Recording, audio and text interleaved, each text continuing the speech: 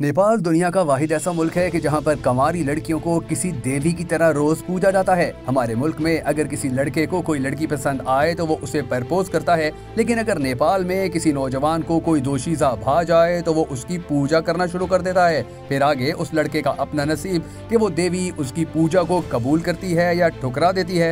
नेपाल के लोग हिंदू मजहब से होने के बावजूद पाकिस्तानियों को अपना सगा भाई जबकि भारतीयों को अपना सख्त दुश्मन समझते हैं। नेपाल दुनिया का सबसे ज्यादा बुलंदी पर कायम होने वाली एक ऐसी रियासत है कि जिसे दुनिया की छत का नाम दिया गया है। नेपाल इसके अलावा भी अपने अंदर ऐसे ऐसे हैरत अंगेज हकाइक छुपाए हुए है कि जिनको जानकर इंसानी अकल दंग रह जाती है। हमालियाती सिलसिले की गोद में वाक़े नेपाल दुनिया भर के सयाहों के लिए इतनी पुरकशिश जगह है कि जहां शायद पूरी दुनिया से सबसे ज्यादा सयाह सैर करने के लिए आते हैं। आपको ये सुनकर भी शायद हैरत होगी कि नेपाल की 3 करोड़ के लगभग आबादी में 85% लोग हिंदू और बाकी 15% दूसरे मज़ाहिब के मानने वाले हैं। लेकिन हैरत की बात यह है कि नेपाल की आबादी की अक्सरियत पाकिस्तान को अपना दोस्त और भाई समझती है, जबकि दूसरी ही जानिब हर नेपाली भारत के हर शहरी को शक की निगाह से देखता है। हालांकि इन दोनों ममालिक के 80% से ज़ायद लोग हम मजहब और हम अकीदा हैं। दोनों के मंदिर एक दूसरे के लिए मुकद्दस हैं और दोनों मुल्कों के दरमियान 1800 किलोमीटर की एक तवील सरहद दुनिया का सबसे ज्यादा सॉफ्ट बॉर्डर कहलाता है। इस बॉर्डर को क्रॉस करने के लिए नेपाल और भारत दोनों मुल्कों के शहरियों को किसी पासपोर्ट की जरूरत नहीं होती।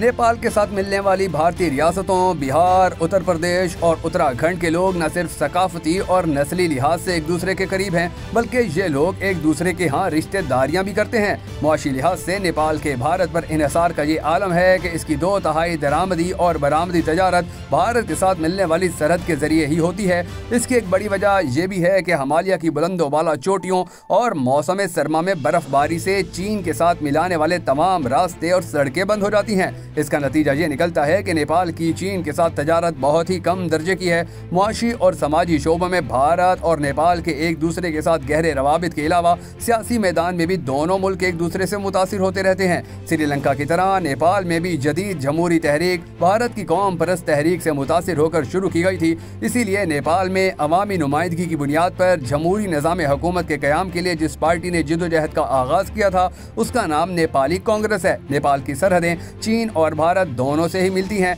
इन दोनों मुल्कों के हरीफाना ताल्लुकात की वजह से नेपाल की अंदरूनी सियासत मुतासिर होती रहती है। इसकी वजह यह है कि नेपाल के अहम जोग्राफियाई महल वकूअ की वजह से भारत इस मुल्क में अपने असर व रसूख में इजाफा चाहता है, जबकि दीगर सियासी पार्टियां जिन्हें नेपाल के अवाम की अक्सरियत की हमायत हासिल है वो भारत के साथ ताल्लुकात में तवाज़ुन पैदा करने के लिए चीन के साथ भी करीबी ताल्लुकात इस्तवार करना चाहती हैं। भारत की मुखालफत और नाराजगी के बावजूद चीन और नेपाल के दरमियान गुज़िश्ता चंद बरसों के दरमियान तजारत, आमदोरफ्त और सरमायाकारी के शोबों में ताउन को फरोग हासिल हुआ है।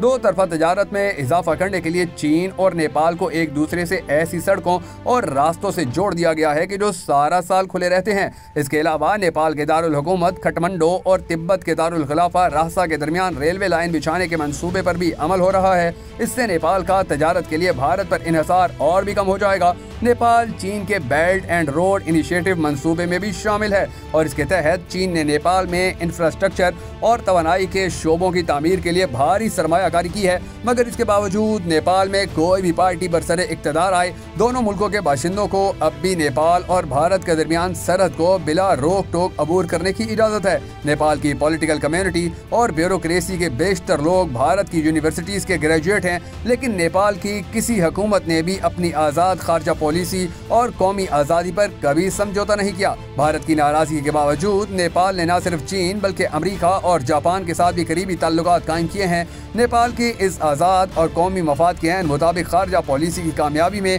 चीन के रवैये का भी बड़ा किरदार है, जिसने नेपाल की मईशत को बड़ा सहारा देने के बावजूद कभी इसके अंदरूनी मामलात में मदाखलत या हमसाया मुल्क भारत के साथ इसके ताल्लुकात पर असरअंदाज होने की कोशिश नहीं की। 2008 में एक तवील गोरेला जंग के नतीजे में नेपाल में बादशाहत की जगह जमहूरियत कायम कर दी गई थी। यहाँ दूसरी बड़ी तब्दीली वफाकी निज़ाम का नफाज है। अगरचे सियासी उतार चढ़ाव आते रहते हैं और मुतअद्दिद चैलेंज अब भी मौजूद हैं, मगर नेपाल के अवाम और सियासी पार्टियों ने जमहूरियत के साथ अपनी वाबस्तगी का मुजाहरा करते हुए दोनों महाजों पर पुरअमन तरक्की का जो मुजाहरा किया है, उसने दुनिया में नेपाल की प्रोफाइल को बुलंद किया है। अल्लाह से दुआ है कि अल्लाह नेपाल की तरह पाकिस्तान को भी तरक्की पसंद हुक्मरान नसीब करे। अगर आप भी हम सब के साथ मिलकर होने वाली सदका जारिया दुआ में शामिल होना चाहें तो कमेंट सेक्शन में आमीन लिख दीजिएगा। और अगर आपको भखर नेटवर्क वीडियोस की ये वीडियो पसंद आई हो तो हमें सपोर्ट करने के लिए इस वीडियो को लाइक और शेयर जरूर कर दीजिएगा।